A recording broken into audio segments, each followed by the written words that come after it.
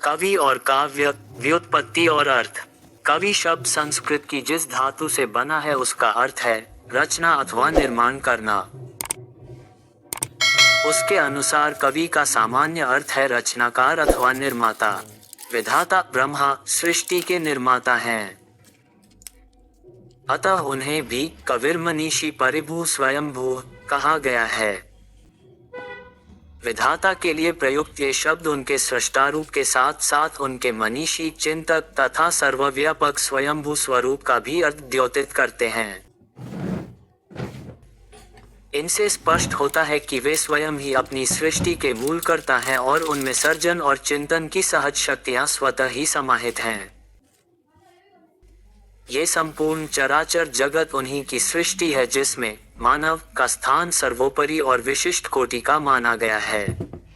कवि शब्द का प्रयोग उस व्यक्ति के लिए भी किया जाता है जो सामान्य कोटि के मनुष्यों से अपनी पृथक श्रेणी रखता है। उसमें शब्दार्थमयी रचना के सर्जन की सहज शक्ति निहित है, अतः उसकी रचना काव्य कहलाती है। कवि और काव्य की परंपरा उस क्षण से प्रादुर्भूत हुई है जिस क्षण से मनुष्य ने अपनी कवित्व शक्ति प्रतिभा के बल पर अपनी नैसर्गिक संवेदनाओं को भाषा के एक विशिष्ट स्वरूप में ढाला और जो केवल उसी की आत्मतुष्टि का विषय न रहकर संपूर्ण मानवीय संवेदनाओं के साथ जुड़ गई। अहम, व्यष्टि और इदम, समष्टि को एक सूत्र में बांधने का ये कार्य भाषा रूपी सेतु ने किया, अतः कवि की अभिव्यक्ति कवि ही अर्थाखर बल सांचा बनकर प्रस्तुत हुई। काव्य भाषा में सर्जन है जिसके मूल तत्व शब्द और अर्थ हैं। शब्द यदि ब्रह्म है तो अर्थ उसका माया प्रपंचित स्वरूप। शब्द में अर्थ उसी प्रकार समाहित रहता है जिस प्रकार जल में उसकी तरंगें। कहने के लिए जल और तरंगें भिन्न भिन्न हैं, किंतु उनका मूल तत्व एक ही है।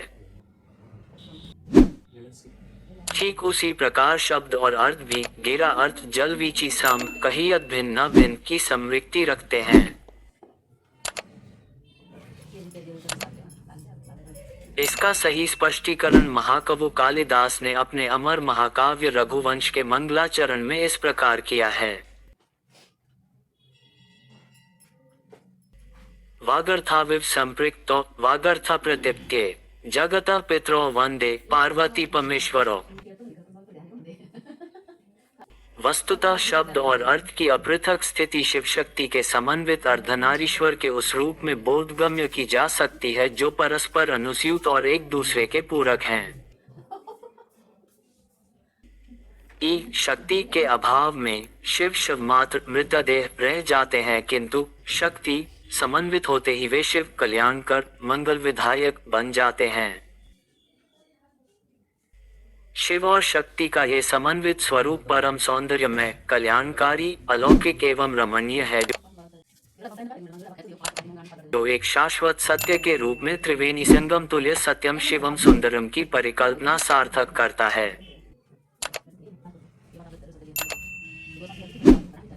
शब्द और अर्थ के समन्वय का स्वरूप भी इसी दृष्टिकोण से समझा जाना चाहिए।